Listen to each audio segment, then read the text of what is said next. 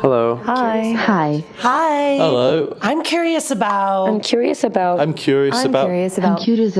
Building open, authentic, loving relationship. I'm curious about jealousy. I'm curious about polyamory. Does it just mean that you're fucking all the time? How can I tell my parents that my partner is already married? I'm curious about How do you know when you're too busy to have another relationship? I'm curious about dominant and subordinate relationships. I'm curious about sexual health. How can relationships evolve with people as they grow and change? Hi, my name is Effy Blue, and this is the Curious Fox podcast. Curious Fox is a community for those who challenge the status quo in love, sex, and relationships. What you're about to hear is a live recording of our latest social. Every month, we pick a theme anchored in love, sex, and relationships, invite a diverse set of panelists, and bravely explore the theme through personal story and discussions.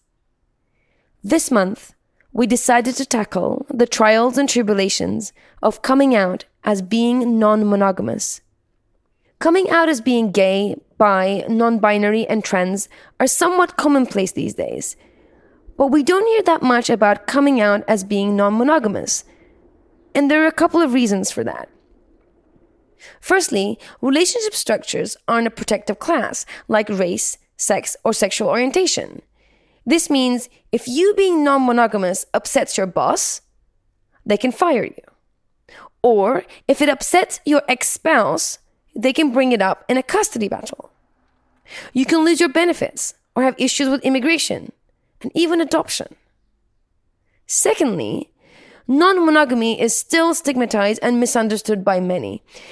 There's a chance you may upset or worry the people you love the most, like parents and close friends. Being rejected by those people can be heartbreaking. So what do? Do you come out? Or do you stay in the closet? Well, it really depends. In this episode, you'll hear 3 different coming out stories with 3 different endings. We talk about how to have that coming out conversation and what to do if you can't have it. How do you get comfy in the closet? We also talk about moral objections versus real concerns and worries, and what to do when your loved ones simply can't accept your relationship choices. Don't worry, it's not all doom and gloom. We actually had a lot of laughs and ended up on a pretty positive note. Enjoy the episode. Thank you for coming out and hanging out with us. We are doing a panel, and it is going to be recorded, and I'll tell you all the details about that. But first, I want to tell you about Curious Fox. I want to learn about you, and then you'll hear all about these fantastic folks that are up here. So hopefully you know you are at a Curious Fox event. My name is Jacqueline. I am many things, one of which is a co-collaborator for Curious Fox. I am the Chief Fox of Operations, which means that I help bring all of the vision and take it into action. And Curious Fox is a community that challenges the status quo in love, sex, and relationships. So our goal is every single month through content that you can read, through things that you can attend, through a podcast that you can listen to, all the modalities in which you receive information, giving you opportunities to change the noise that is surrounding you, that is telling you that there is one way to live and love and be, and instead infiltrating those spaces with a different kind of noise and saying, actually, this thing is possible. And this thing is kind of cool. And did you ever know that this thing existed? Come try it. And so that's what we're about, and that's what we're doing. We do have a podcast, we have an Instagram, we have a LinkedIn, we have a Patreon. You can find all of the many ways that we exist via We Are Curious Foxes. Just look that up and you'll find all the things on social media. So we have a bunch of peer panelists here, which means that these are everyday folk who are courageous enough to share their experience with you. And so they're going to be talking about their personal journeys and stories. I'm going to be asking them a few questions, kind of playing the role of the every person and trying to get information. And then we're going to open up to you guys, and you guys can ask your specific questions. And then we have Effy on the panel, who will introduce herself in a second. And Effy, as always, is playing our, well, not playing, but is our expert. And so she's going to be talking, providing context, and sharing tools and tips as a relationship coach and as an author and thought partner in this work. So how does everybody feel about all of that? All right, good. Did I miss anything? All right, sounds good. Okay, so what I'm going to do is I'm actually going to pass it over. I'm going to give folks a minute or two just to give you a sense of their story. We're talking today about coming out as polyamorous or as open or as non-monogamous or as a relationship anarchist, or all the ways in which you identify that is not the prescribed path towards relationships. And so how do you tell someone that you're dating? How do you tell your family? How do you tell your friends? And so that's what we're going to be diving into today. So the panelists are going to give a little bio about themselves, and then I'm going to ask them some questions and then make some space for you guys to ask questions. So, hi everyone. My name is Brad. I work in the tech industry. I'm also a modern dancer, which is enough information for anyone to identify me. So that's all out there now. There aren't many of us in New York. So I've been in New York about 2 years. I was in Madison, Wisconsin for 6 years before that. So I can talk to you about the difference between the Madison scene and the New York scene. Very different in that respect. Grew up in a traditional American family in the sense that my parents are still together. My mother was Greek Orthodox Christian. My father is Jehovah's Witness. So that's a little weird, but it was not part of my life growing up. In college, everyone's kind of doing everything. So that was the first sort of taste in like, oh, you don't have to like date one person. And then I graduated, had a traditional monogamous relationship until about 2012. And that's when I sort of, had enough of that and decided I was going to more or less swear off monogamy. So I sort of had discovered and had read Sex at Dawn and was like, oh, okay, cool. Like I don't have to be monogamous. I can try this other thing. And it was still just this like iterative, explorative experience until about 2016, which is when I discovered, again, this new sort of construct and this new idea, not new at the time, but new to me, known as relationship anarchy, which is something you mentioned, and happy to sort of talk more about what that is and sort of how that works. But that's sort of been the relationship structure and orientation I've operated under since then. So it's always interesting to, the theme is coming out, and it's like when you meet someone and you're like, I'm not monogamous, and you're like, cool. And then you're like, actually, I'm a relationship anarchist. And they're like, whoa, that's a whole different thing. There's, Curious Fox had an event back in February about relationship anarchy. I don't know if anyone was here, but it's like, it's a whole different conversation. And often people are like, what is that? It's scary. So it's interesting to sort of work through that time and time again. You can't just say, I'm non-monogamous. You're like, well, there's this whole other thing. And then you have to have this, it's like a 15-minute sit down conversation as to like, what does that actually mean? So that's just a little bit about me, and we can dive into more detail later. So as Jackie said, I'm Effy Blue. I am the founder of Curious Fox. By day, I'm a relationship coach. I work with people who are curious about transitioning into or have hit some sort of a roadblock in open relationships. And I founded Curious Fox about 4 years ago. And we've been doing these events for a while. And since the beginning of the year, we've been recording things for the podcast. And as explained why we have the mics now. And personally coming out, I end up coming out over and over again, which is something that you mentioned, almost on a daily basis. Most of the time when you meet people, they tell you, and they ask you what your name is. And within the first 3 questions, they ask you, what do you do, right? And regular conversation often. So what do you do? And by the time I explain what I do, I'm pretty much out. So there's really no like coming out as a separate question. So that's always interesting because you sort of have to go through it all. And there definitely are times when I dread the question because I know that I do actually have to go through this coming out thing, or I will, or I'm not going to have to, I'm not going to be authentic, or I'll just pass the conversation, I'll pass on. But often if you're trying to avoid it, people actually become more curious. So you're like, okay, I kind of have to get into it. So that's an interesting experience for me. So I see, I exist in the both planes, not out in very sort of people that I'm really close to, and then like out all the time, almost immediately when I meet people new. So that's kind of the dichotomy that I live in, and I can tell you more about that. Other than that, I've been coaching people who are exploring non-monogamy for now 5 years. For 4 years, I've been figuring things out a lifetime. And I think where I've landed on non-monogamy, and when I did, it was after a period of time when I thought that I wasn't good at relationships. I had come to a conclusion that I sucked at relationships and I wasn't going to do them at all. And when I discovered non-monogamy, I realized it wasn't that I wasn't good at relationships. I just wasn't good at one type of relationship. And if I could just have another type of relationship, I actually was really good at them. And that was a big sort of light bulb moment for me. And from that, I came up with this idea of relationship by design, which is what I coach around.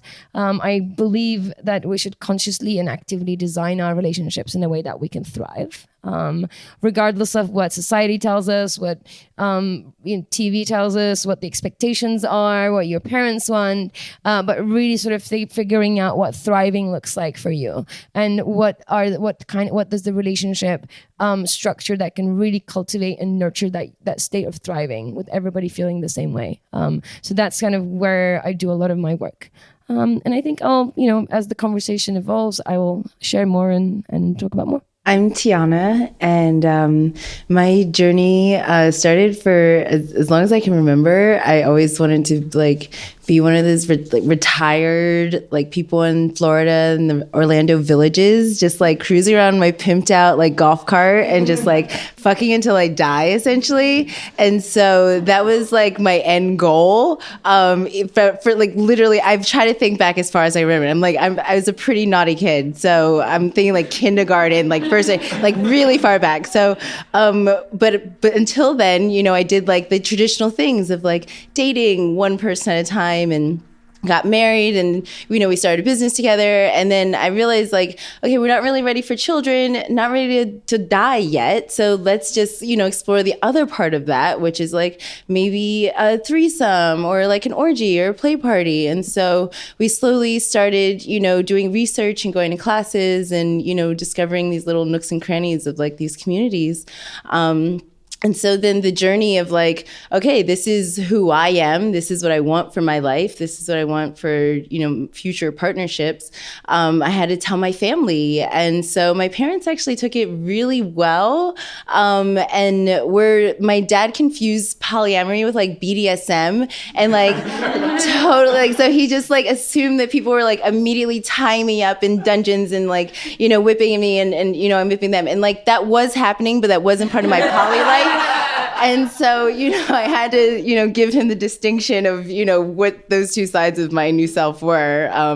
But eventually he, understood and became more open-minded about it. And I even shared with him on his birthday, actually, just a class that I took with my friend Lola Jean about water sports and the different categories of that and his experience even with it. And so, we've now gone into a whole new level of father-daughter relationships that I think most have.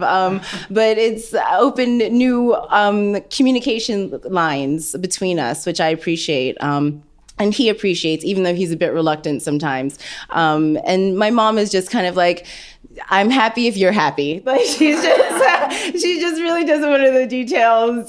She's just you're thriving and happy, then, I'm happy. So yeah, and then I also mentioned that when I was telling my aunt, who sort of equated my ethically non-monogamous to her less ethically non-monogamous ways of dating, when she was younger. And, we were talking about that, my grandmother overheard. And then I later, talking to my grandmother, months later, she then thought I was prostituting this whole time. So she was very confused about what sex work is and then having multiple partners and the difference in that. And so it's been interesting depending on who I talk to within my family, what their reaction has been to, but definitely mostly supportive and overall positive for the most part. Hi, I'm Kim. I'm a single mom to a 5-year-old. My experience with poly began in college when a very good friend of mine introduced me to his girlfriend and his girlfriend's boyfriend. I thought that was awesome because they were all awesome. Unfortunately, that relationship did not last, as many college relationships don't.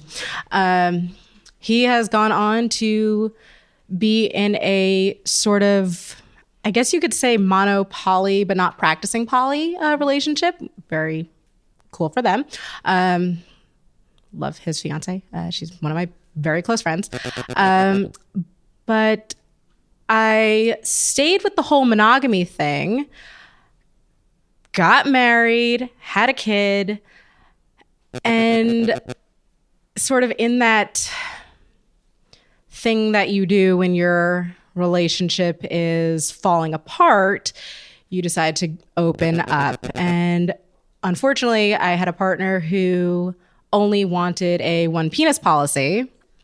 And that kind of failed, mostly because he wanted an excuse to be not ethically non-monogamous. So his friend actually kind of said, you know, if you're fucking all these other people, she kind of has the right to do so also. That really kind of backfired on him. I ended up meeting somebody who then introduced me to my partner who's here.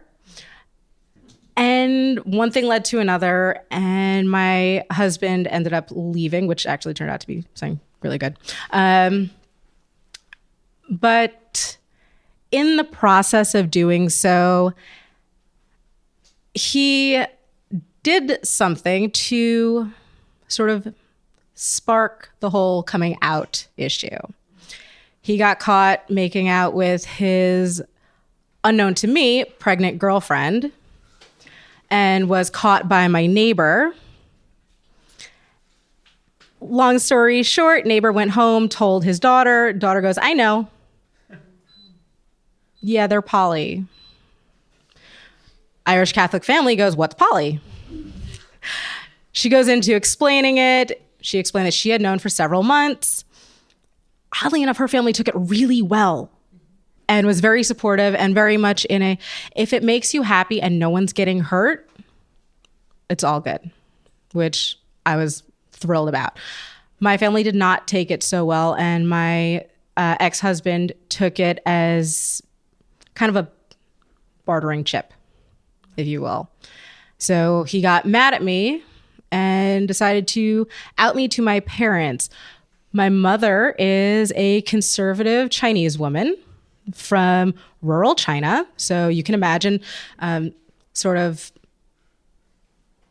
Little House on the Prairie kind of a situation, farm girl kind of a thing. And my dad, for all his liberal tendencies, comes from a fairly conservative New York and Kansas-based family. So they did not take it very well. In the few years since that's happened, they've met a bunch of friends over the years. They know my partner very well. They know that my daughter has a great relationship with our polycule and have begrudgingly accepted it. But even so, my mother tends to have these flare-ups where it's, I don't appreciate this. You're somehow insulting the family. It's somehow seen as, I guess, a black mark on their record as parents. Like we couldn't indoctrinate you well enough and with our conservative values. And so, yeah, that's kind of that. For the most part, I was out to my previous job. I worked, I'm a science teacher in transition. I was out to my school. I am not out to my daughter's school only because they are a Catholic school and they have certain requirements that you must abide by. So there's that. So as you can see, we have a good range on the panel of folks and their experiences. So I'm curious about what motivated you to eventually say, I'm going to talk to people about this. Like, at what point did you make the decision, not only am I going to live in this way, date in this way, be in this way, but I actually now need to say it out loud? What was the motivation around that? I'll start with you, Brad, and then... I mean, there are a lot of different facets to it, right? So something that came up a few times is work, right? Like, I don't talk about this at work. And I don't because there are a lot of protected classes, right? Like sex, gender, religion, etc. Like your relationship orientation is not one of them. Your sort of sexual. So like if you're into kink, that is not, you can be fired if you make someone uncomfortable. So like, this is not something like even me being on a podcast and like, it's like, like I don't talk about it at work. I don't bring it up at work. It's just sort of like, don't ask, don't tell. I've met coworkers that are also like in the non-monogamy scene and the kink scene, and we like sort of figure each other out one way or another, which is kind of cool, because then we're like, yeah, okay, like here's my number. Let's take this outside of like professional communication so that we can actually talk about this. But that is like the one arena where like I don't talk about it. I mean, all my friends know, and I get reactions that vary from like, oh yeah, Brad's the weird one. Like he does that weird sex thing and like whatever, right? Like that's one reaction to, I think a lot of my friends are like sort of theoretically okay with it, but they haven't been confronted with it yet, where they're like, oh, like, yeah, you bring this person around, that's cool. And then like you bring another person around, like they haven't had to deal with that yet. So it'll be interesting to see what happens in that situation. You shared one of the things that when we talked in advance, you talked about how as someone who is dating, you have to essentially out yourself every single day. Every single time you have to sit down with someone and explain that out. Yeah. And so I imagine that's part of the motivation for you is if we're going to be in a relationship, you have to understand. So talk a little bit about that process of constantly having to educate. Yeah. And it's one of the, we were talking about this at a time as well. Like it's on all my dating profiles. Right. It's like it's out there in varying degrees of like in your faceness about it. It sort of depends on the platform. Like some of them are like, yeah, like I'm cool with this. And some of them are like, nope, this is exactly how I live my life. And like, I'm going to be very upfront about that. I'm sort of like A/B testing it, which is a very like tech sort of way to approach this of like, well, how, like what messaging works best? Because there are a lot of misconceptions as to what does it mean to be non-monogamous or to be poly. Like I don't even use the term poly, because that has certain connotations. That's a certain type of relationship, which I'm not necessarily like looking for or interested in. So it's definitely something that like I'm very upfront about it. Before it's like to the point now, I've been on so many dates where like it's on the profile and you like talk about it and they're like, cool. And then you actually sit down with them and they're like, oh, I thought you were kidding. And you're like, I dated someone for an entire summer once. And like 3 months into the relationship, she's like, we need to talk. And I was like, okay, why? And she sat down and she's like, you're serious about this, aren't you? And I was like, I've been saying this like every single week for months. And she was just like, yeah, I don't know. I thought, and you hear this a lot. I thought I would change you, or I thought like I was different, or I thought whatever. Right. And it's like, sorry, honey. So yeah, it's something that's like, it's a constant, it's always part of the conversation. It's always something where, you know, you have to figure out like, where is this person? How do I meet them where they are? What's the nature of this relationship? How much do they even need to know? Because sometimes you're like, hey, like this is the nature of our relationship. You don't actually need to know the philosophical underpinnings behind relationship anarchy. That's not a conversation we need to have. It's just like, this is the situation of my sex life and this is how much you need to know. It's always a like, you sort of put it out there and you make sure that people know. And then sometimes you have to like have a sit down conversation where it's like, all right, like I want you to understand. I want to make sure we're on the same page here, because ultimately it's going to end poorly if you're not. So the earlier you can get on the same page and the earlier you can sort of clear up any misconceptions, that seems to work best for me. So Tiana, same question. I'm interested in what was the motivation, and also when you decided I'm going to talk to my family because now it makes sense to. Did you realize, to Brad's point, that you would have to show up as educator, as saying, actually, it's not this, it's this, and destigmatizing some of the words that are associated with it? Yes, absolutely. I mean, I started with wanting to educate myself first, you know, so that I understood it. You know, I understood the language. You know, I read some things, but I needed to meet people. Like, that was more important to me. And so, like, seeing the community there, like, I went from having, like, the same friends I had in middle school for, like, the past, I don't know how many years, way too long to say out loud, to, like, now having, like, this abundance of, like, family and community and friends and, you know, all these layers of people, you know, in my life, whether they were sexual or non-sexual. So just like being around that and seeing how people live their life, because even if you read certain things, you know, those only tell you certain structures or lessons that people learn. So it was like getting those like kind of like real world feedback was really important. In addition to like the taking the classes and going to the workshops, like all of that fed me so that when people asked me about it, I could be like, oh yeah, this is my personal experience, but this is also my friend, and this is what she did, you know, and this is what he did, you know, and this is what this polycule looks like, and that, you know, so it allowed me to have like education in a more, you know, different perspective kind of way than I was, you know, seeing in other people, which was really helpful to me. And then it made me want to bring more community together, you know, because then I was like, oh no, you bubbles don't know each other, please blend, you know, like, yes, like, you know, so then I wanted to grow community and start more community. And like, especially with like people of color,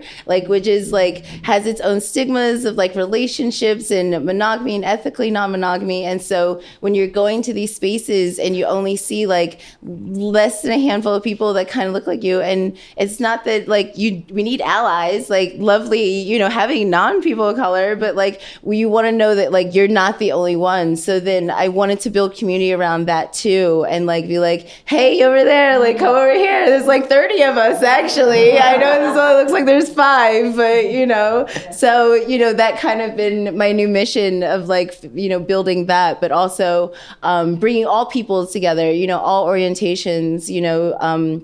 Like not just it being about black, white, queer, you know, like I wanted it to be inclusive. Like when I hear a space is inclusive and I don't see inclusivity, that's a problem for me. And so that's what I wanted to correct. And those are the things that I'm trying to like be a part of like when we say we're inclusive and you show up, you see the different inclusivity there. And that makes you want to invite more people because you see, you know, that happening and you want to, you know, include more people. So that's kind of been my new mission. And like helping grow, whether, you know, whatever style relationship that is, you know, I just want all peoples to have the space to be able to self-express in whatever that looks like. So you embrace the role of educator in that way. Oh, yes, absolutely. But I feel like educator has like its own level of like commitment to it that I don't actually want to step up to that pedestal quite yet. Like, thank you and honor me for that crown. But I don't, you know, necessarily accept. But community builder, I will gladly like wave that flag like all day. I've now been doing like poly activist. So now like I'll wave that flag every day. And like Effy's, you know, taught me about like monogamy is not a default, you know? And so just like that so shook things inside of me when I heard that. And it was just like, you're right. I've just been groomed that this is the default that I have to, you know, attune to be like a good person, to be successful, to be, you know, whatever label I put on it. But it's like, if I deviate from that, now I'm a deviant. Now I'm, you know, this like hedonist. Now I'm, you know, all of these almost negative connotations. But now we're in a community where we're owning, reclaiming these things, reclaiming slut, reclaiming hedonist, reclaiming, you know, all these things that have these negative connotations and like making them more positive. So that's what I love being a part of. So it feels like your story is different, right? So Tiana and Brad are both talking about consciously making decisions to share out, to then educate, to let their people know, and you didn't have a choice in your coming out, at least with your parents. And so did you feel prepared when that happened, and how did you manage that conversation? Okay. First, I had to dispel all the negative ideas, thoughts, whispers that they'd heard. I mean, to be fair, in the case of my ex, he started off with she's going to sex parties and she's fucking all these people. And I had to go, okay, well, that's like half true. But that's not what we're going to talk about right now. And my mother started talking about, well, you can't have a meaningful relationship with more than one person. So dispelling those myths and explaining to her that, no, it's very possible because you have friends. And I explained to her, I said, you know, you have, you know, your friend, I'm not going to name any names. You're very close to her, but you're not having sex with her. That's fine. You have a very close friendship with this person, but you're not having sex with them. That's fine. But you're allowed to have that interpersonal connection. I explained to her that, you know, yes, I can date this person and I can feel a great deal for them. I can date this other person. I can feel a great deal for them too. I can also have a friendship with my metamors. None of that affects anything else. Granted, there are times when, certain things will, but we try to actively prevent that. And sort of had to validate the relationship, which has always been kind of annoying because there's that, oh, you're just seeing each other. It's fine. It's nothing. Nothing's going to come of it because it's just a casual thing. It's just sex. And sure, relationships may start that way. You can absolutely start a relationship as a fuck buddy and it can progress. You can also start having a very serious relationship and have it end as a fuck buddy. So I had to have that conversation with her, which was kind of odd. Considering they don't believe that I actually had sex to have my daughter. So they're those people. My dad had to go, well, when you don't use protection, babies happen. I was like, yeah. And, ovulation sticks also kind of tell you when you're ovulating, but So I was prepared for it. And within a couple of days, a really good friend of mine, one of my metamors said, here's a book and go and buy it and give it to your mom. So I gave her the book. When somebody you love is polyamorous. Dr. Eli Schiff. Yes. She looked through it, flipped through it, and go, yeah, okay, it's not for me. I'm like, well, that's the point. It might not be for you, but it might be for other people, and you have to acknowledge that and you have to respect it. So it's taken a while, but she's gotten to the point where she's not happy, but respectful of it in some way. So it's interesting hearing your story. I find some of the work that I do with my clients are at some point they're going to come out to friends and family, right? So they do all the conversations, they get their agreements in place, they start dating, and then at some point, people become more significant and further conversations need to be had, and then the coming out process begins. And I find that there are sort of two groups of people you come up against. There's one group of people who are essentially fighting you or against you on moral grounds, right? They're sort of saying it's wrong, it's bad, it's sinful, and you're going to burn in hell, you're an evil person. So those people that are coming up on having the moral fight with you, you really can't win against those people. Really, the best you can do is be respectful and kind of say, I understand your concerns, we can agree to disagree. And it's those battles are really not worth fighting. Because it's very difficult to change people's belief structures. The other group of people that you come up against are they split into two themselves. So one is they are genuinely worried about you, right? It comes from a place of concern that you are stepping outside the norm, the status quo, the mainstream, which means that your life is going to be difficult, that you're not going to be accepted, that you're not going to be loved, you're not going to have the benefits of the society that we're used to. And so that comes from a place of concern. And then the other piece is just confusion. Like just don't understand what's going on, and often that confusion kind of leads to the concern part, right? The confusion. So I think when you're dealing with that group of people, what you guys are doing are perfect, which is okay. We're going to do the emotional labor. We're going to go into education mode, and we're going to explain and validate and be the person that breaks things down and answers all the questions, and you sort of take on that emotional burden. And I think the next level from that, I think what I'm hearing from you, Tiana, which is to show that you are thriving, that you are sane, you are thriving, you have community, you have purpose, that you have love in your life, and you have people that are with you and supporting you. And I think when you sort of have those things set up, and it's not a fight, but it's an explanation and a demonstration of how you're thriving, I think those conversations go really, really well. And I think that's a good way to start with those people that are really close to you and come from love. And we might, yeah. So I think we've been talking about it from, which is incredibly interesting and helpful, around big picture. And so one of the themes that I'm already hearing, there's a few themes. One is in the coming out process, you have to also be prepared to potentially be an expert or an advocate or community builder in the process and let the person know this is what that means, destigmatizing what the words are and validating that this is something that is true and right and real for you. So you're taking on that responsibility.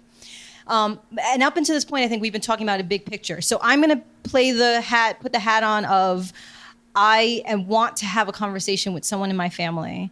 And I hear your journey about how it went, but literally, what did you say? Like, how did it happen? So I would love for you guys to talk about actual language that you use when you sat down and said, Mom, Dad, sister, brother, friend. What came out of your mouth next? I actually want to hear you two first, because mine is much more tame. I will tell you that much. I'll go first because I think mine was in little nuggets. So I did it over drinks and took them to a very nice place. Bribery works every time. Yes, you know. And they can't make a scene in a nice place. Exactly. So, you know, think about setting, environment, you know, bribery, absolutely. And then I sort of just said, you know, hey, I first asked the question, what do you know about these things? And then that led me to understand what my baseline was of what I'm working with, you know, what your language is, what your definitions are. Because if you're not, like, we could say the same word and have different definitions of the exact same word. So once I understood what the language was, then I could then interject and add in what I was doing and explain where I was coming from, because I don't want you to have a blanket review of like what TV says or what porn says or what society or your friend, you know, that you had in college was, you know, like I want you to know like me as this person who you've raised, who you love, who you care for, you know, this is what I'm doing, you know, and I think putting it that way was a bit digestible. And then, like I said, again, he confused it with BDSM. So it clearly that first round wasn't, you know, the clearest, but he received it really well. And so that allowed for the open door for more conversation. You know, he didn't shut down. He didn't, you know, run away from me. He was just like, I'm confused, but I love and accept you. And I'm okay with like what your life choices are.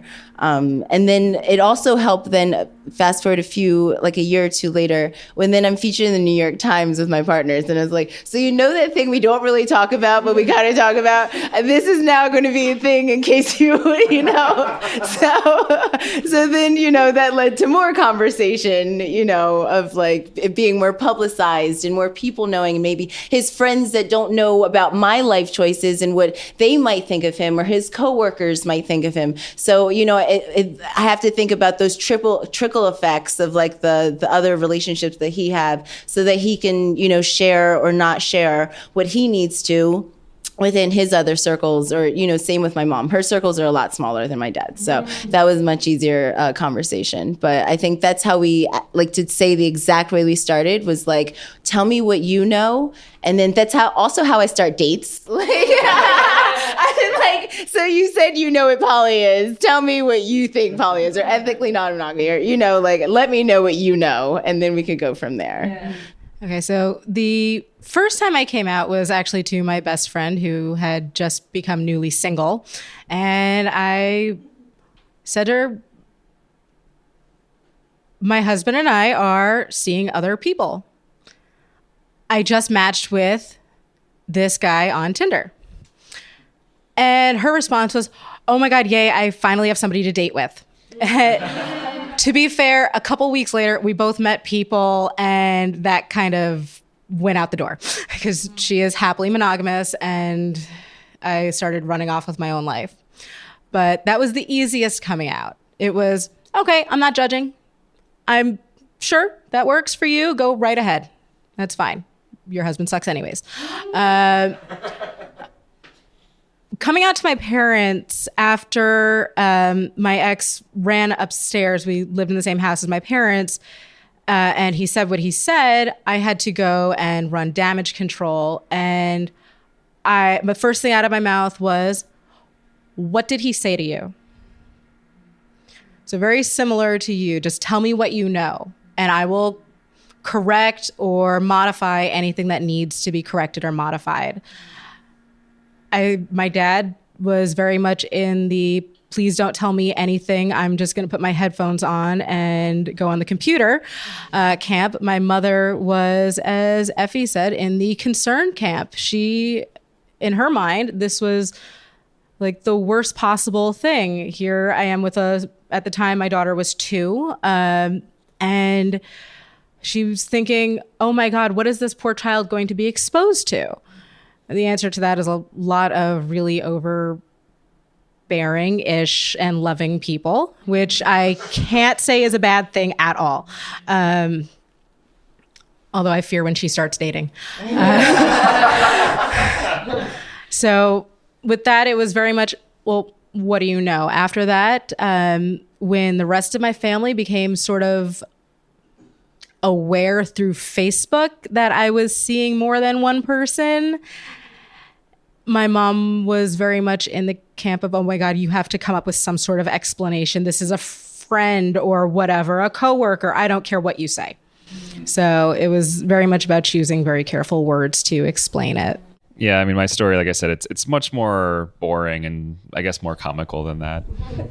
So, you know, I graduated from college, had a girlfriend, she met my parents, everything was like cool and normal, and then that stopped happening. And my mom, you know, Christmas and whenever I would talk to her, like, so you seeing anyone? I would say, yeah, Mom, a few people. And she would kind of laugh the first few times. And then she kept asking and I kept responding that way. And eventually she stopped asking. And it's like, it's not this like, don't ask, don't tell sort of thing. She's just like, okay, like we haven't had a talk about it. I think she's just cool with it. And she's like, well, if anything is, you know, serious, you'll let me know. I'm like, well, I mean, I don't know what you mean by serious, but that's a whole different conversation. So yes, I've dated people for several years. Mom, does that count as serious? Like, what's your definition? I don't plan on getting married or having kids. So like, what is serious to you? But I've also taken the approach of like I was actually just thinking like when this recording comes out, I'm going to put it on Facebook. Like I put things on Facebook and I'm like, hey, this is interesting, people. Like y'all should check this out. As a way to sort of like engage people in conversation. And it's like, it's not in your face again. It's just sort of like, here's a wrinkle in the fabric of what is me. And like, yes, consider this. And so like I have friends that will, you know, they'll start conversations or people will be like, oh yeah, cool. Like I had a like, you know, very distant contact from college that I'm still Facebook friends with, as we all are. And he posted on Facebook, he was like, how do you actually become non-monogamous? He was like, I'm actually interested. How do you do this? And I was like, I got stories for you. And I was like, if you have questions, let me know. Like I've been doing this for years. I'm happy to help. But like, it's that sort of weird, interesting, like loose connection where it's just, yeah, I mean, it, like I said, I haven't had the conversation. I have 3 older brothers. Like we don't talk about it, but I don't think anyone would be like, oh, that's weird. Like they would just be like, okay, cool. Mm-hmm. Like you have multiple partners. That sounds fun. Like, yeah. Effy, can you guide us through any particular language that you think might be helpful for folks as they're trying to think about how to have these conversations? Sure. I think you nailed it. Just find out where they're at first, right? Because then you're going to also get an idea of which camp they fall on, right? So if you might actually be, you know, you might find yourself, often we dread and it's not as bad as you think. So that's just one thing to bear in mind. We actually think that it's going to be a lot worse and often it's not as bad as we think. And then just to find out where they're at and which camp they're falling in, right? Because if they're falling in the moral camp, it's really sort of preparing yourself that you're just going to come out and they may or may not be accepted and you may not be get a chance to explain or anything like that. So in those cases, I would even like, what are you going to get out of being out? Like have those conversations with yourself. And then if you think they're going to fall on the other camp, just find out what they know and be prepared to educate. And I think to know that you're going to do that, so make sure that you have the emotional labor, that you're ready for the emotional labor of that, and be ready to answer questions. And I think that's where it's what I mean about, if you seem like you know what you're doing, or at least you're seeking, being conscious about it, that's where people sort of calm down and sort of allow you the space. So like come up, just as much as you can, seem like you're at least engaged. It's okay to say, I'm working it out. I think this is my path and I'm just working it out. And here are some of the ways I'm working it out, and just be ready to share some appropriate resources. And, if they're also falling on the camp of, worried, if that's what's going to happen, start with, I'm okay. I'm doing really great. I'm thriving, in fact. And I really want to share with you why I'm thriving right now. And most people who come out to be non-monogamous often have a history of not doing well in relationships. So like I was saying, I sucked at relationships. Often people have struggled before in monogamy, and then they've found non-monogamy and they're like, finally, I know what I'm doing now, right? So there's often a transition. So starting with that is a good way. Like, I was struggling with relationships. Now I'm actually thriving, and I want to tell you why, what changed. And starting with that is also really helpful, because they can be like, oh, like this is a positive. You grooming, you priming them to receive good news, rather than like, sit down, I've got something really important to tell you, like, it's gonna be okay, right? And then there's like, oh, what's gonna happen? Like, just start with exactly where I'm thriving, I'm doing really well, I'm learning, I have more learning to do, but I really want to share with you also because it's important that you see me. It's important that you know what's going on with me, because I love you. I want you to be a part of your life, whatever your truth is. So like starting from that place and then getting into it. Take your time. It's not going to be one and done. You're not going to have this one conversation and it's suddenly they're going to be okay. There's probably going to be multiple conversations. Start also, know to pause. At some point, if they still want to carry on, you're like, I don't want to keep doing this anymore. Be prepared to pause. I really want to talk to you about this more. I think I'm done for this round. Can we have a drink? Can we cook something? Can we go for a walk? Like, suggest this, what I call a state change, so that you're not then just sitting there and like in the weight of what you just talked about, and just say, look, we're going to have more of these conversations. I want to tell you, I will answer your questions, just not right now. And then of course be available to have those conversations again. So those are kind of my tips on how to handle that, and some of the language. That's great. Can I ask you some more advice? Yeah. So you talked a little bit about how there's the two camps, the folks who we want to maybe enter into these conversations because we know they're concerned, and the folks that potentially we're going to avoid telling them because it comes from a place of not concern, but in judgment or values rooted, and that might be more challenging. So if we make the decision to not come out at all or to certain people, how can we get comfortable in the not coming out? Sure, yeah.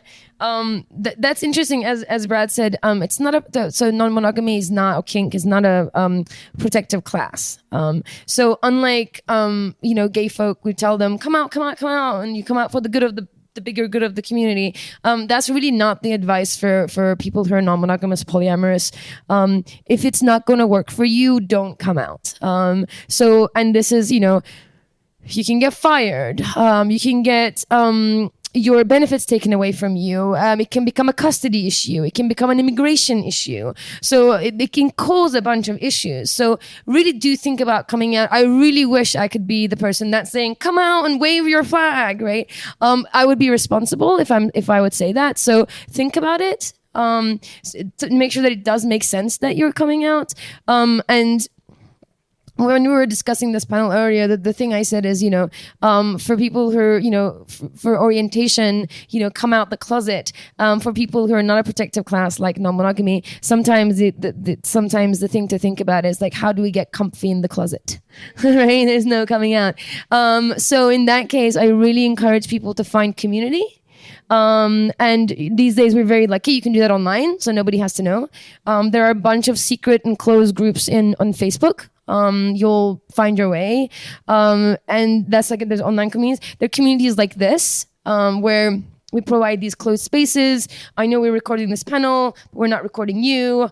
So you can find and be in spaces in real life and connect with people who will support you, who'll understand you, who'll see you, who'll hear you, who'll be there with you in your struggle. So get comfy in the closet and find some allies. And I think to be seen and to be heard are very human needs. And I think that's why people come out, actually. I think they just want to be seen and heard by the people they love. Just find that one or two people that you really, that you can get that back from. And they could be new people, they could be people in the community. And because people understand that dynamic, you will find those people who'll be like, I see you. And, you know, I'm not out either. So I really do encourage you to get comfy in the closet if you have to be in the closet. And I think I would just echo that. Like, I think back to the early days of, you know, my poly life, and I was in Madison, Wisconsin, and it's a very small community out there, but there is a community. And like going to the first few poly cocktails, which they have in Madison, you know, strangely, there's a connection there. But it was I like just the sense of like, oh, I can just talk to these people. I can just have a conversation. I don't have to like be watching what I'm saying and qualifying. And like, so I think like if you can't be fully out, like find those areas in which you can. Find those Facebook groups, find the like Open Love NYC. We have a Relationship Anarchy NYC sort of group as well. Like find those communities. I think it's really, really powerful. Yeah. And then another thing that it's not for everyone, but I have a client that's really changed her life. She blogs about it. She has an anonymous blog and she just writes. She just puts it out there. She can't be out. She's a teacher and conservative family. Her way of dealing with it is that she blogs about it. It's an anonymous blog. She gets it out. She writes like 2-3 times a week. So any kind of outlet that you can also find is helpful. Just so that, you know, if you have to be in the closet, figure out ways of getting comfy in the closet is what I would say. Yeah. So I have a bunch more questions, but I'm going to ask one more so that this way I can open up to you guys in case anyone here has any questions. So looking back and reflecting back on your experience, I'm wondering if you have a piece of advice to offer, either because something went better than expected, or perhaps you look back and you're like, I probably should have done that differently. And so reflecting back on your experience, any advice that you would offer to folks who are thinking about having conversations with people in their lives? And anyone can jump in. I would say the biggest, it fits in both of those categories, is checking in with yourself first. What do you want? What do you need? What are your desires? What are your fears, your insecurities? Like, go through your own personal checklist. Because if you're not clear on these things, then you can't clearly communicate them to the people that you need to. And it's a really important conversation. And you have to know all of those things to be able to have it be successful and come to a resolution. And a lot of ways I was secure and I knew what I wanted and I went for it. And then the more I expanded and I found myself in other kind of relationship styles within polyamory, I realized I wasn't so honest with myself. And then it totally backfired. It totally blew up in my face because people can't read your minds. They don't know what's going on with you. Jealousy happens. Insecurity happens. Acknowledge it. Like, if you let it fester, that's when it becomes a problem. If you never acknowledge these things, then that's when it becomes a problem. But you have to acknowledge it within yourself first to then clearly communicate with the people that love you and care about you. Piggybacking on that, also, know your boundaries. Know what you're willing to talk about with people. You know, if you say, I'm not willing to talk about, you know, what this aspect of this particular relationship is, but I'm willing to talk about this other aspect of this other relationship I have, make that known, because people do ask. And especially if you're coming out at work, let's say, which I don't want to say either don't or do, just know your audience, which is another thing. You really need to know who you're talking to. Personally, I trusted my coworkers and they knew not to tell anybody else, but they also knew, I said, don't ask me about, these things. And they're like, okay, we respect that. We're not going to do that. But just tell us how this works. I'm like, okay, that I'll answer. But you have to know what you're going to be comfortable with answering, because people have so many ideas about non-monogamy, and I want to say a lot of it is incorrect because it's focusing on the sensational side of it, especially how it's portrayed in the media. They think of, Big Love and Sister Wives and whatever that other reality show is, and they think that's what it's like. So also be prepared, have your notes, so to speak, have your talking points. It's so funny. Like, I think the number one misconception I get is like, you must have so much sex all the time. And I'm like, no. Just a lot of talking. Actually, a lot of conversations. Yeah, a lot of not very sexy conversations. No, I think the thing for me is what Effy was just talking about. Like, find that community, right? Find those people. I think I spent a lot of time like worrying and trying to figure out and like just learn from other people, right? Like, people have gone through this. We've been doing this since the dawn of time, as far as I'm concerned. Arguably, that's a whole different conversation, but it's just like find those people and learn from them and ask them questions, because you're gonna be better prepared to have those conversations when you need to have them. If you have this knowledge and this experience, these like, oh yeah, see, like these other 10 people did this and they're all alive and they're all okay, and like here's all the different shit they ran into. I'm gonna learn from their lessons. Like, I'm learning from your lesson, right? It's like I think that's part of it that I should have done much earlier. In the sort of journey for me, is like, go out there and talk to people. I think that's the beautiful thing about this conversation too, is that it shows folks on the other side. I think, for many of us in our coming out experiences in various ways, some of it might have been like, you feel like you're holding your breath until you cannot physically hold your breath anymore, and you just have to breathe and it comes out. And there's that anxiety of like, well, what happens now and will I survive it? And people are surviving it. So this is like opportunities of seeing like they made it through.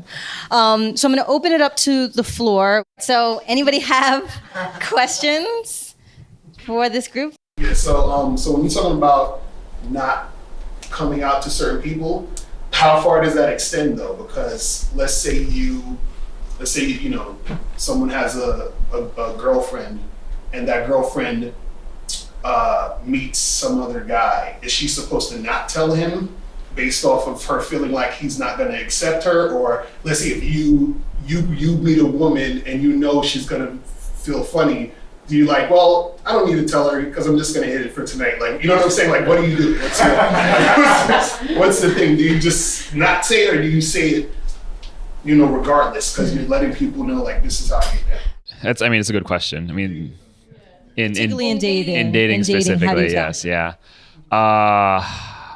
Again, I go back to like, I try to be as straightforward, as like transparent as whatever about it.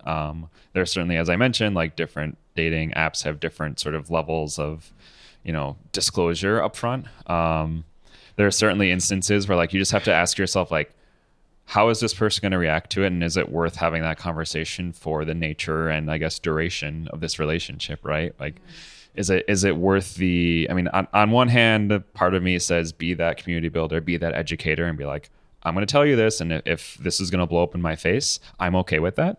I think that's one of the things that like being a relationship anarchist, like you always have to be sort of okay with like things not going the way you want or expect them to.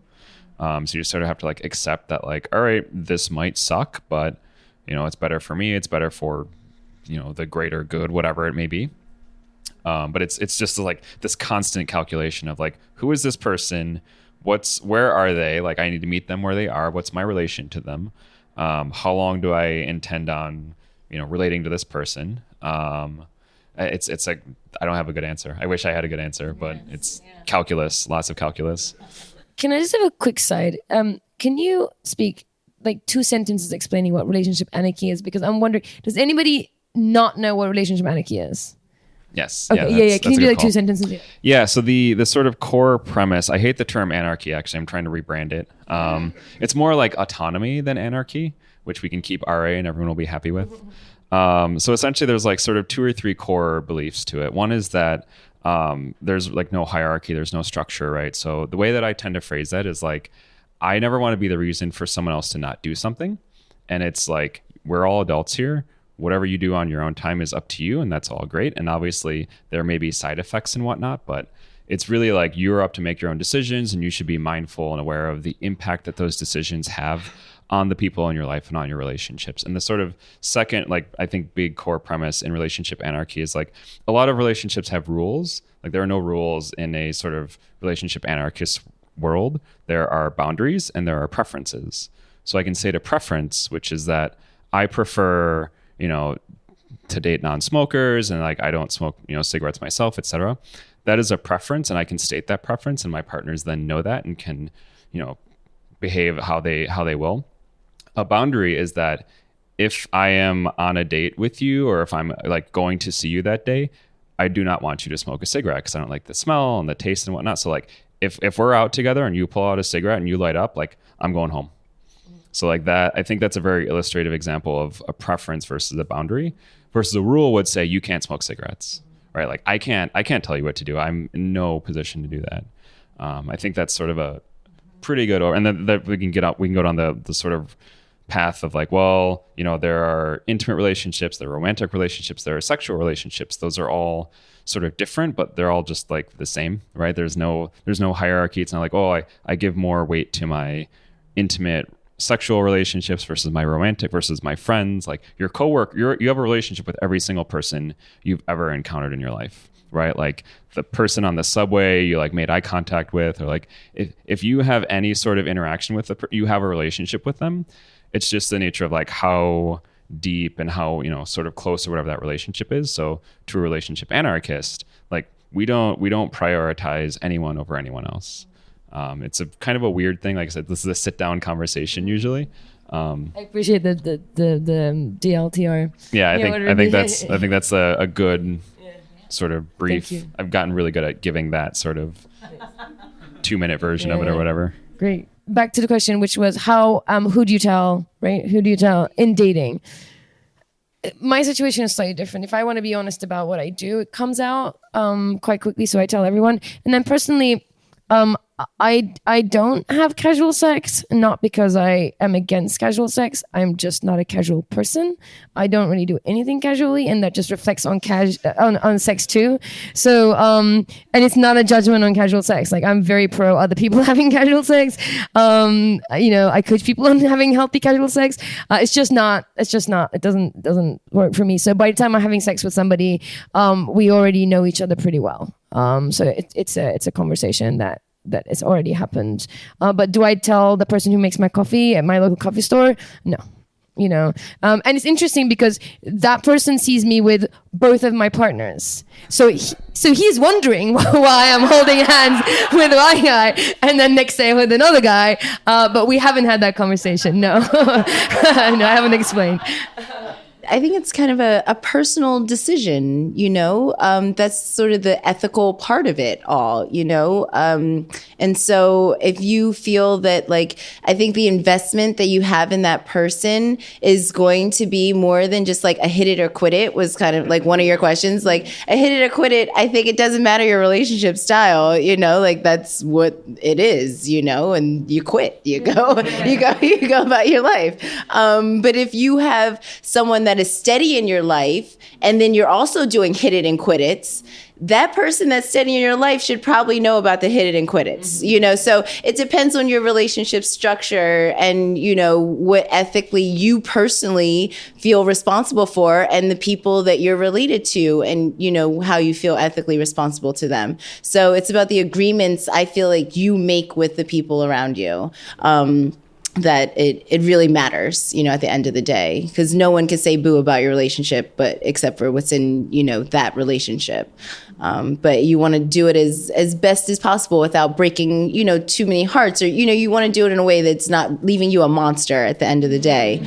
And I think that comes down to like open communication and transparency and being like, this is who I am. This is how I live. So for me personally, absolutely polyamory is like, I put it as the first thing, poly kinky kitten. Like that's like how I open up my profile, because that's who I am and how I identify. And then like, like, yes, I talk about my partners because they're so intertwined in my life that it's hard for me to not tell a story about my partners, or, I can't not avoid it. Almost like Effy, it is in her, when you talk about your profession, it just naturally comes up, and I don't want to have to navigate or, step on landmines about what I can and cannot say to certain people. So for me, I'm just open book. I'm just like, ask whatever you want. It's going to come out. Like, we have that open agreement. So that's what works for me. But absolutely, you decide what works best for you and the people that you're involved with. I do want to say that personally, I was in a situation where there was one person that we didn't talk about things with, and it made things really difficult.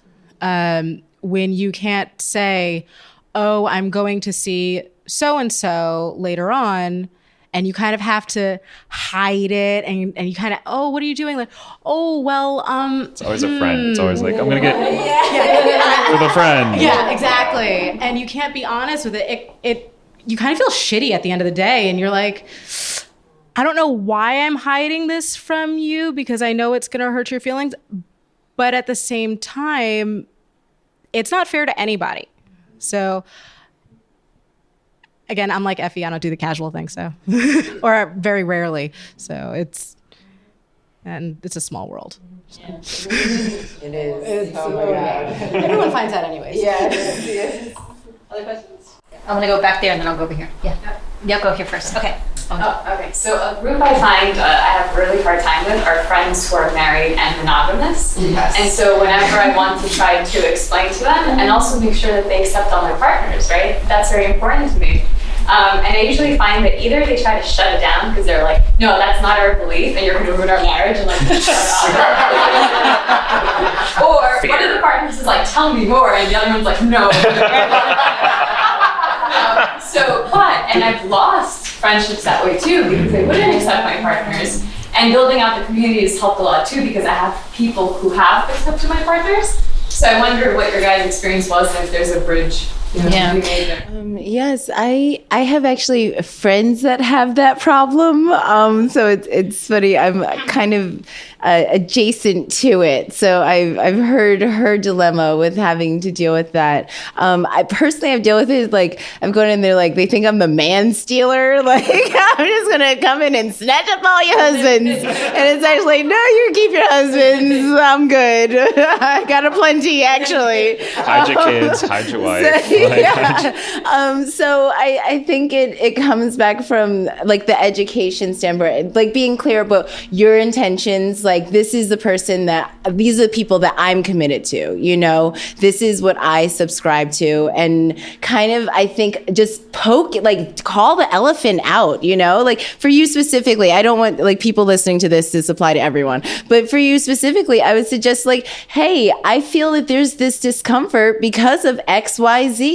Let's talk about it, like let's breathe air into like this space that's a vacuum. And so I think because if they are your friends, they would want to do that for you for the health of your relationship. And then to know of like, this is who I am. This is what I want. And part of that is you don't need to accept it, but respect it, Like my favorite quote in kink is like, don't yuck my yum. And I think that's like, it so applies in so many things, like, yes, it doesn't have to be your yum, but don't yuck it, like let's at least be on that baseline of respect. And like, for me, once you can have that, then everything else can flourish from there. But yeah, you just got to call it out. Like if you're feeling that from them, if they're your friends, you should be able to call out your friends. That's how I am with my friends. Like we call each other out. Like, so like once you can address that, then everything else I think can go a bit smoother. Has anyone else felt that either coming out, well, as bi or pan or poly suddenly then now means that you're attracted to the person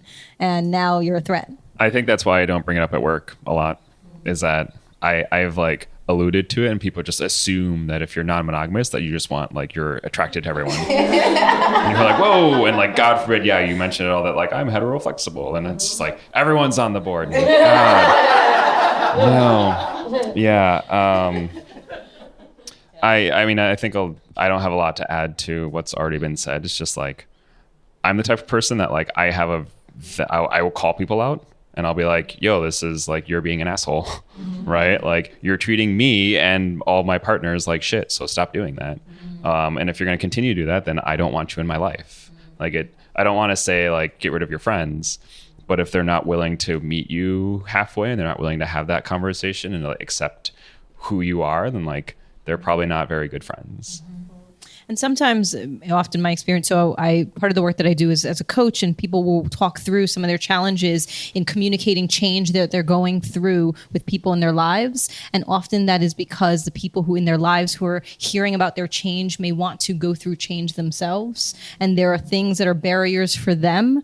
And so their resistance and judgment could be rooted in the fact that they're like, that's not what we're supposed to do. We're supposed to play by the rules. We're supposed to follow, right? Yep. So you can't go offline, because then that makes me question in the middle of the night if I actually have the flexibility to do something different. And those aren't questions that I'm willing to ask myself right now. So it could be more about them, honestly, than about you. It almost always is. Yeah. They're projecting. Yeah. Question. So I wanted to ask, there's a time frame between the like understanding what you want, coming or wanting to come out and getting away from like monogamy that we've all been taught growing up, and to the place, Effy, where you mentioned where you're like, I'm doing really well.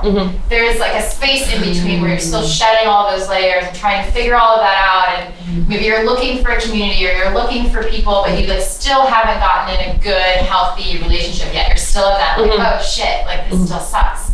Can you talk a little bit about that part of your journey and any advice you might have for people going through that? Okay. So I think the first thing that jumps out to me is like, it's not a linear progress, right? It's cyclical for me, that sometimes it's like you go through this and you're like, things are great. And then like you break up with everyone and you're like, I'm terrible. And I don't know how to date. And like, no one loves me, right? Like, it's not just you climb the mountain, then you're there. Like it's this Sisyphean thing where it's like you get to the top and then it all falls apart. And then you're like, oh, I don't know what I'm doing. Am I doing it wrong? Should I go back to being monogamous? Right? Like, the answer is no. Like, I mean, for some people it's yes, but it's probably no.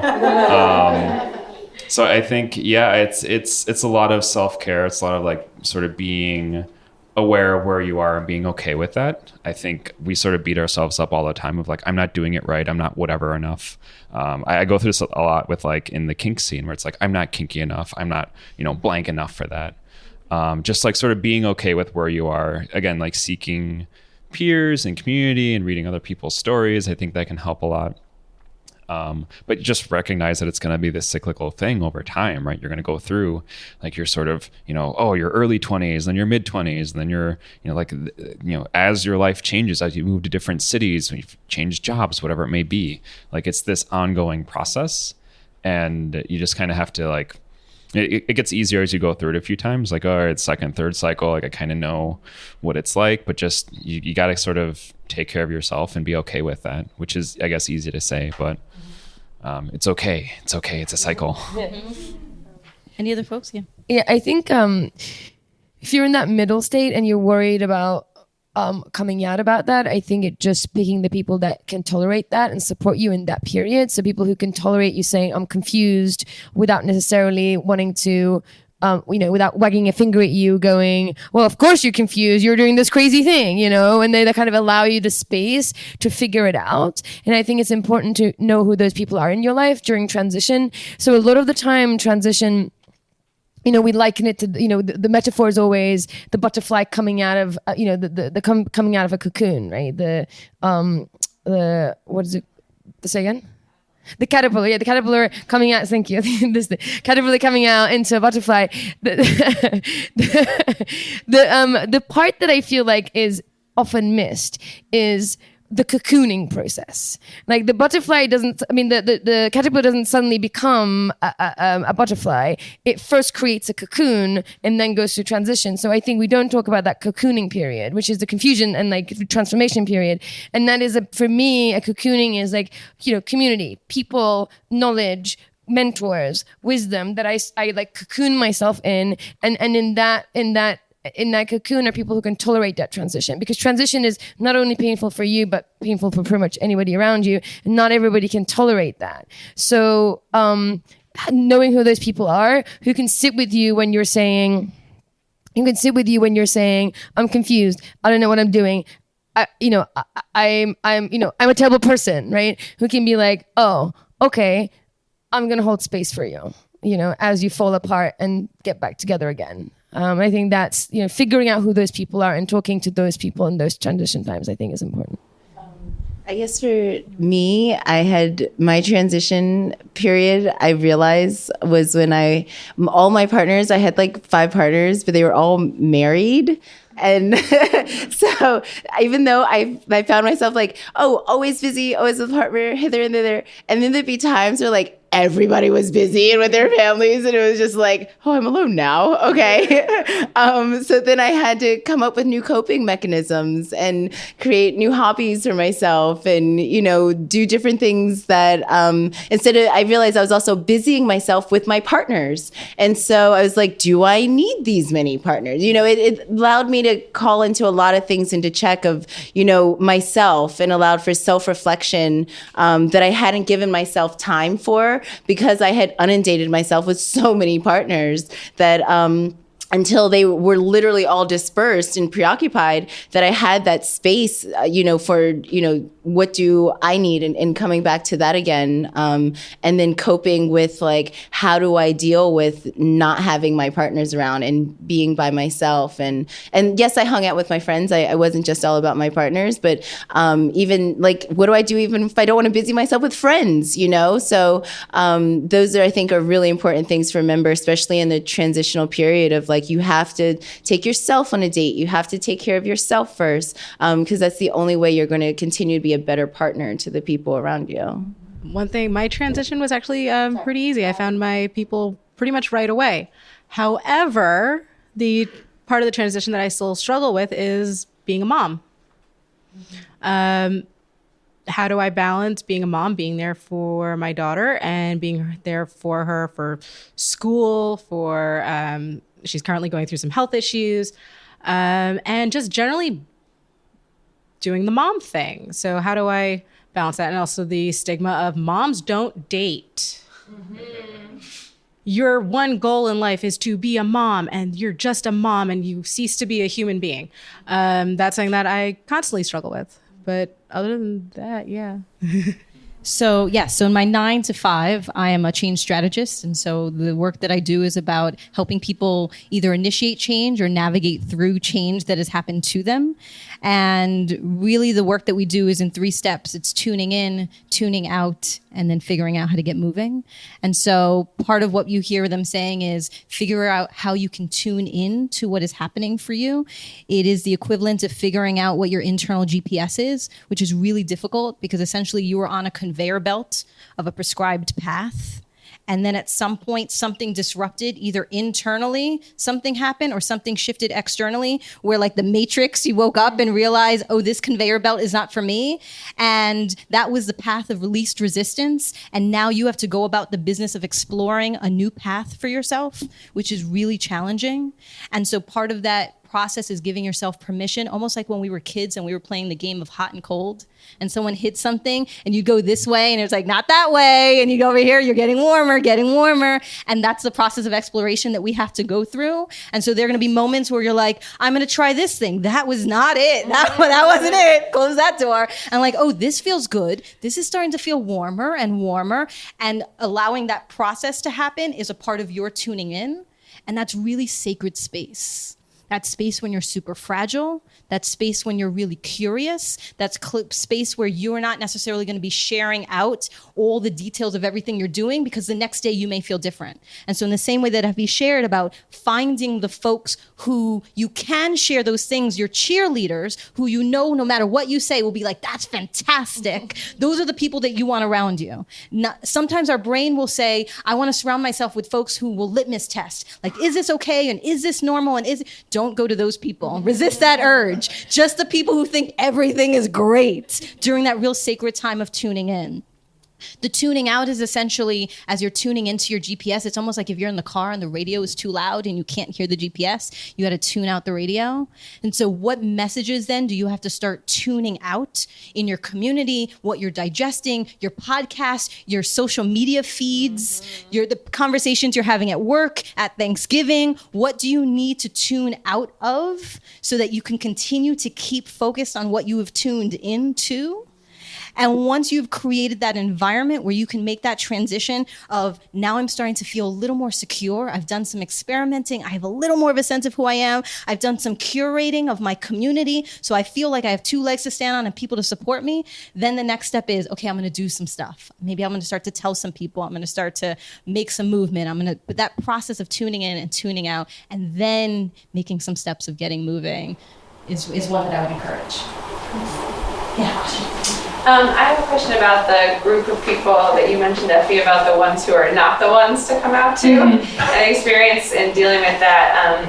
We've been non-monogamous for more than a decade and really comfortable with it, and then began coming out much more to our friends and our communities in a setting of a serious relationship because it was a partner that was part of our lives. And I think just through work and with friends, just really got very comfortable with it, and we're able to navigate all those difficult conversations. And then I have Christian conservative parents, and it got to be too much, the denial and the hiding and the attempting to cover up. And so I made the decision to come out to my parents, which has not gone well. and so unfortunately that relationship then ended. And so my mom has sort of said, I will accept this, I won't accept this part of you. And I don't have a partner to say you must accept this person right now, but I came out as both queer and polyamorous at the same time. It was like a 1-2 punch for them. And so but in terms of what you said about like being comfy in the closet, I don't think there's going back in the closet. And so like learning how to navigate those relationships with people who are like, I will not accept that part of you, but not wanting to sacrifice a part of yourself that you consider very important. I think as you summarized, you answered the question, which is you have to tolerate the discomfort. You just, especially people like parents, mom, dad, people that you're not going to cut out of your life, like unlikely, you just get comfortable with the discomfort. That you just know that, you don't bring it up, you don't bring it up unless you have to, you don't rub it in, and you realize that's just one part of you they're not going to accept. It's painful, because those are the people that we want the most acceptance from. So it just takes practice, and it takes, and then you just concentrate on the parts that are working. And also, this is a bit more nuanced than that.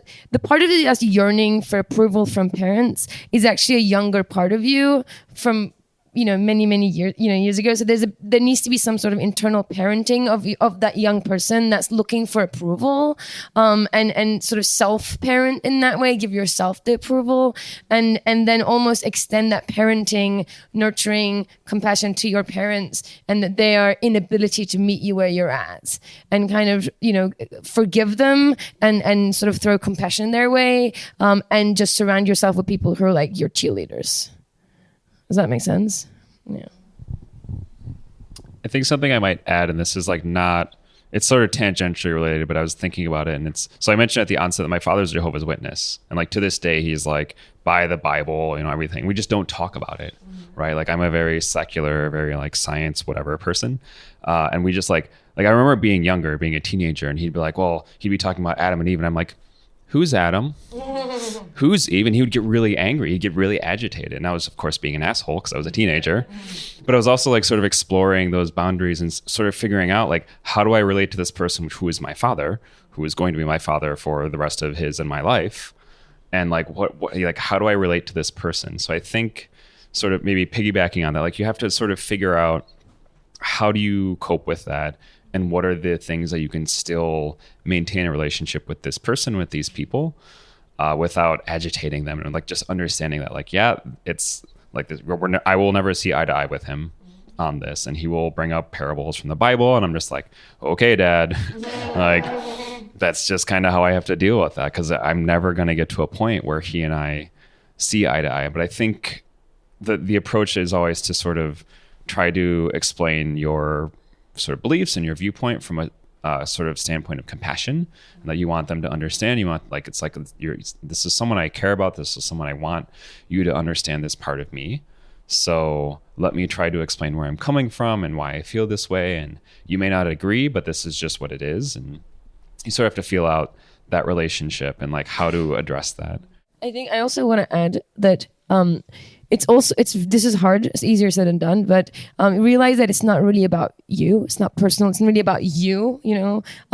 People who are belief structures are like the scaffolding that holds your psyche. So if you challenge that, you're essentially like pulling off, right? You're shaking their world, and because that person happens to be your mom, it feels very personal. But if you can, for a second, sidestep that relationship, think about the person who has, a very strong belief structure that is like the scaffolding of their psyche. If you shake it, that's an earthquake, So that's why they're like, I can't accept that. It's not because they don't love you. It's because they have to have their psyche intact, And I think sometimes if you can sidestep that mother-daughter relationship and just recognize the individual they exist in the world as an individual, and this is a big part of them, and this is structurally really important to them, you might also find a little bit of internal peace.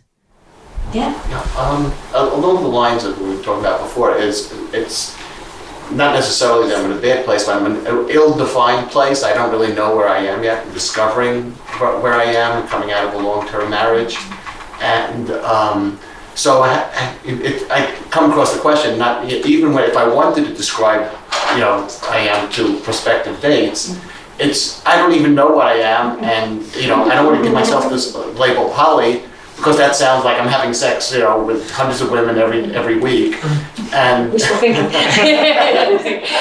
and it's not really, I don't think I'm into casual sex, or maybe that's my social anxiety talking, or I really don't know what I am. So how do you sort of describe yourself and just say, other than coming out and say, I don't know what the hell I am? Any language that you can provide around how do we communicate when we are in transition? I think you kind of talked yourself through it, honestly, that just to be like I don't actually, like, here's the context, here's the history of what I'm coming from, and here's where I am right now, and I don't know where I'm necessarily going, and I don't know what's next, but just to be like, I tried this, it didn't work, I'm trying this new thing. And you need to, especially if it's someone that you're going to be investing in the relationship with and trying to build something longer term, like, you're gonna have to figure this out with me.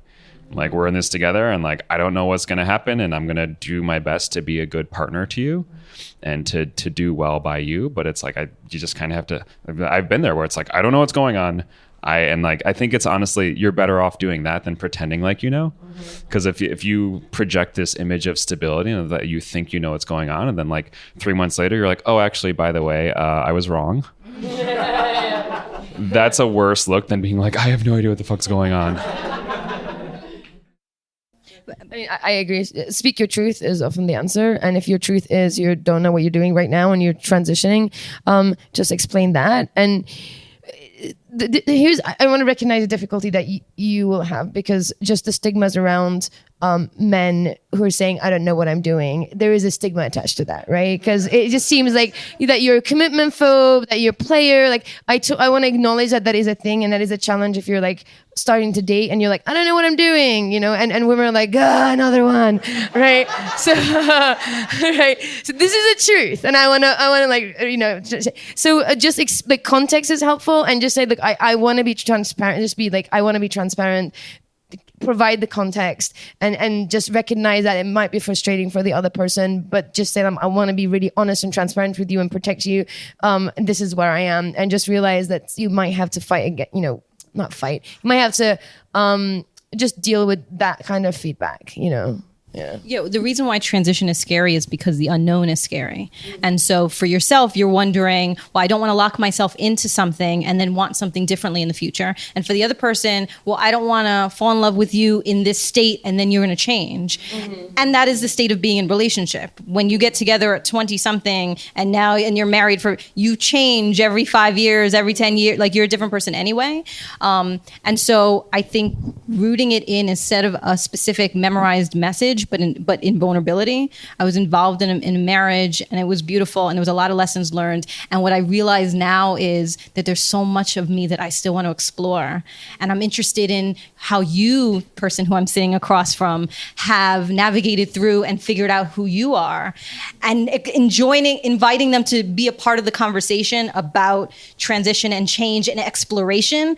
In the same way that Effy said, when you come out, not to say, I have something to tell you, but be like, I realize some things and I have some stuff to tell you. If we go into it with, okay, so I don't know what I'm doing, but right, if you go in with that energy, as opposed to, I gotta tell you, I'm in a place right now where I'm really trying to figure stuff out, which is not like me. I'm somebody who wants to know.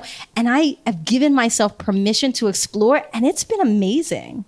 Tell me a little bit about what you're exploring and what you have figured out. That energy in that conversation feels really different and much less scary than this kind of, I don't know what's going to happen, but we'll have to deal with it when it comes. So that's helpful. Yeah, my favorite thing is what I suggest also to people that are looking to start the steps, or one person is into it but the other person isn't, and you're sort of let me take you by the hand and show you the things, is let's read something together. These are the books that I've read, let's read them together. These are the workshops that I've gone to, let me introduce you to these people.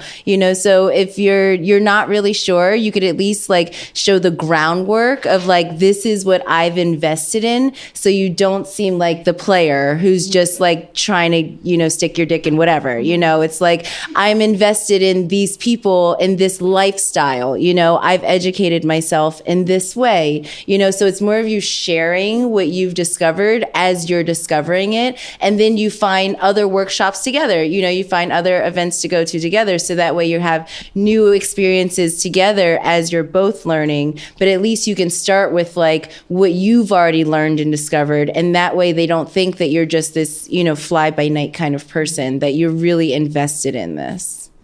Or if you want to be a fly-by person, just say that. Right Yeah, now. no, that's an option too. Yeah. Just right now, totally an option. I just don't. Yes. I'm not ready to have a conversation about relationship, but I kind of want to have fun. Do you want to have fun? And they can be sure. They can be no, I'm not into it. You're great. Now we're on the same page, right? So it's okay to be fly-by, just as long as you're transparent about what you're doing. Yes, yeah. Exactly. Yeah. Okay. All right. So I appreciate you guys for coming here. I imagine that you're here because you were trying to figure out what you're going to do and who you're going to talk to. And this is a scary place to be in. So know that you're amongst a group of people. If you are feeling confused and curious, you have come to the right place. Welcome. We are all confused and curious and really kind of trying to navigate this path alongside each other. And then I want to thank the panel, because it is not easy. They're not experts in this thing. They're coming and just sharing their story. So I would love to give just a round of applause.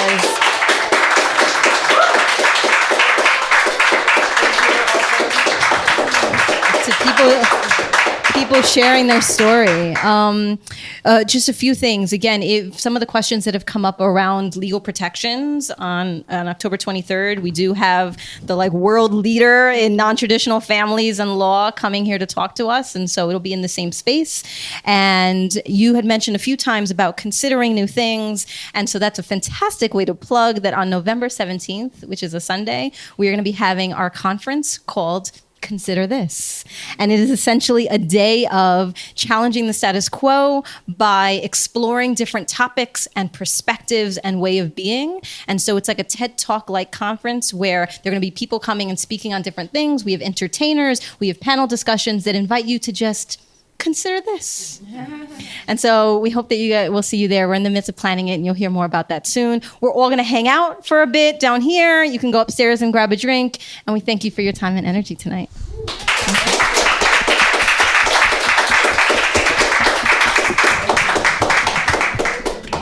Curious Fox podcast is not and will never be the final word on any topic. We solely aim to encourage curiosity and provide a space for exploration through connection and story. We encourage you to listen with an open and curious mind, and we'll look forward to your feedback. Stay curious, friends. Stay curious. Stay curious. Stay curious. Stay curious. Stay curious. Stay curious.